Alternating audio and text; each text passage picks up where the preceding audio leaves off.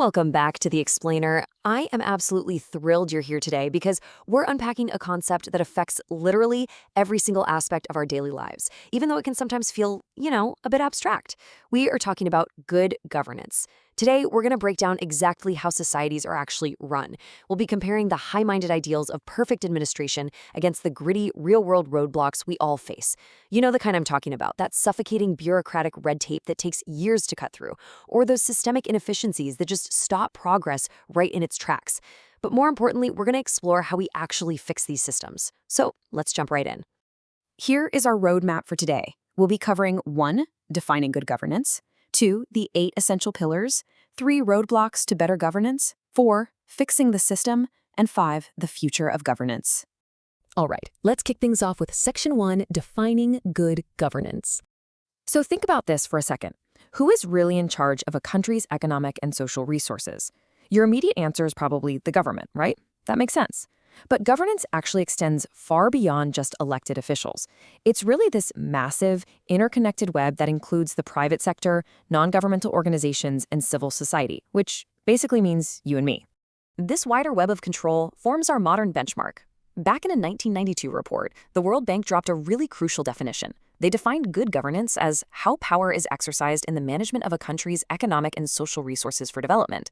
Now, this encompasses 3 main things: the political regime itself, the actual process of exercising authority, and crucially, the government's capacity to design and successfully implement policies. This shift in the definition from simply ruling people to actively managing resources for development is profound. It means authority isn't just about maintaining order anymore. It's evaluated on its ability to actively lift people up and improve their standard of living. And hey, this isn't just some modern corporate buzzword. Humanity has literally been chasing good governance for millennia. Way back in the 3rd century BC, Kautilya's Arthashastra famously argued that the welfare of the people was paramount for any ruler. Fast forward to the 20th century, and Mahatma Gandhi was fighting for Swaraj, which essentially translates to good governance, emphasizing self-rule and moral administration. And today, well, this ancient pursuit is codified globally in the United Nations Sustainable Development Goals 16, which pushes for inclusive societies, access to justice, and accountable institutions everywhere. Moving right along to Section 2, the 8 essential pillars. The United Nations outlines 8 major characteristics of good governance. We've got accountability, transparency, responsiveness, rule of law, equity and inclusiveness, consensus-oriented, participation, and effectiveness and efficiency. Think of these like the spokes on a giant, heavy turning wheel. If a community is highly inclusive but completely lacks the rule of law, well, that wheel breaks under the pressure. Or, if a government is incredibly efficient but entirely lacks transparency, the system stops moving forward securely. Every single spoke absolutely relies on the integrity of the others to keep society moving smoothly. Let's zoom in on one of the most vital spokes: accountability. True accountability means setting very clear responsibility for actions at every single level of leadership. Public representatives have to answer to the people who elected them. The executive branch must answer to the legislature. And public servants? They need to be answerable to both the executive and the public at large. It creates a strict chain of custody for decision-making. Because, if everyone's responsibility suddenly becomes no one's responsibility, the entire system just invites unchecked corruption. Now, to understand why the rule of law is so incredibly vital, consider this ancient concept called Machiavelli, or the law of fish. It perfectly describes a terrifying state without the impartial enforcement of laws. It's an ocean where the big fish simply eat the small fish, where the strong continuously prevail over the weak. Without strict, impartial legal frameworks, especially the protection of basic human rights, a modern society rapidly devolves right back into the law of the fish, and nobody wants that. Which brings us to Section 3, Roadblocks to Better Governance. Let's look at what breaks those spokes.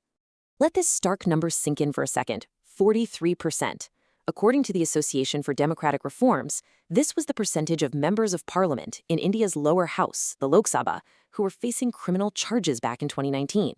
This is a dramatic, real-world data point illustrating the criminalization of politics. This kind of unholy nexus between politicians and criminality has a deeply baneful influence on public policy formulation. It completely erodes public trust and fundamentally undermines the respect citizens must have for their political class. Here's another major roadblock for you: 80.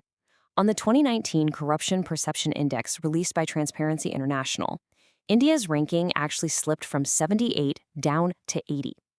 Look, human greed is always going to be a baseline factor, but it's the structural incentives and poor enforcement systems that truly allow corruption to stall progress. When watchdog agencies are underfunded or court systems are so delayed that bad actors are never punished, the effectiveness and transparency of the entire state just shatter. We also have to talk about marginalization, which is a massive, systemic failure of governance. Swami Vivekananda powerfully noted, "It is impossible to think about the welfare of the world unless the condition of women is improved. A bird can't fly on only one wing." I mean, with women making up almost 50% of the population, if they aren't adequately represented in government institutions, the system is fundamentally broken. The equity and inclusiveness pillar isn't just a nice, progressive idea to have. It's functionally required for the bird to fly. So, how are we fixing this? Let's get into Section 4, Fixing the System. When local governments like village councils or Panchayati Raj institutions lack the funds to actually do their jobs, the entire administrative machine stalls out. The crucial reform here is decentralization. By replacing top-down centralized planning commissions with cooperative frameworks like Niti Aayog and increasing the tax money given directly to states from 32% to 42% under the 14th Finance Commission, local governments finally get the actual capital they need. They can solve specific local problems instead of perpetually waiting around for national approval. Next up, we've got to clear out the bureaucratic brush. A major challenge in governance is obsolete rules that slow down progress and practically invite corruption. The active reform happening, scrapping at nearly 1,500 outdated laws. Wiping out these old laws doesn't just clean up paperwork. It actively removes the contradictory, confusing rules that bad actors purposely use to demand bribes or stall projects. Doing this instantly boosts transparency and administrative efficiency. Technology is a real game changer here, driving this idea of minimum government, maximum governance. These digital initiatives are directly bridging the gap between the state and the citizen. Programs like Pragati and Digital India use proactive e-governance to transform social and economic landscapes. Corporate portals like MCA21 dramatically improve the speed of company registrations, cutting right through those bureaucratic middlemen.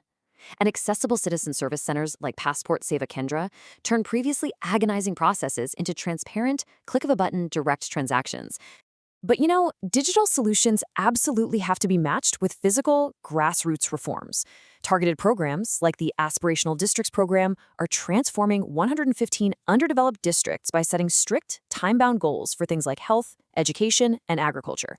Couple that with security reforms, like modernizing forces via the Model Police Act of 2015, introducing electronic police complaints, or EFIRs for minor offenses, and rolling out a nationwide emergency number, and we start seeing the rule of law and equity pillars actively being rebuilt on the ground.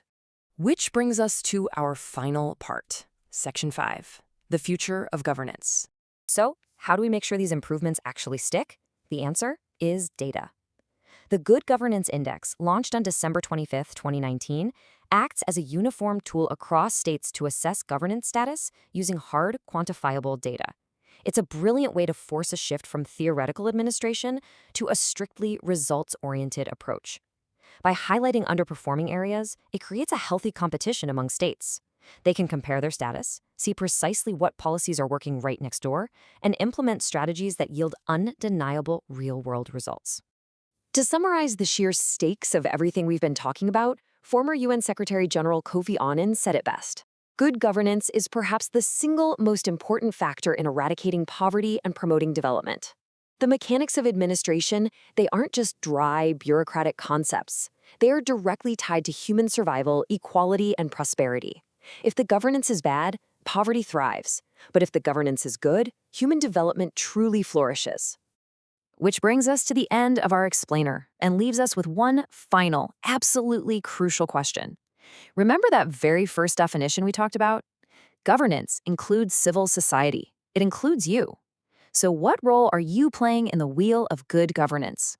Are you just a passive observer, or are you an active participant demanding accountability and equity? I want you to think about that as you interact with the systems around you today. Keep learning, stay focused, and I'll catch you in the next explainer.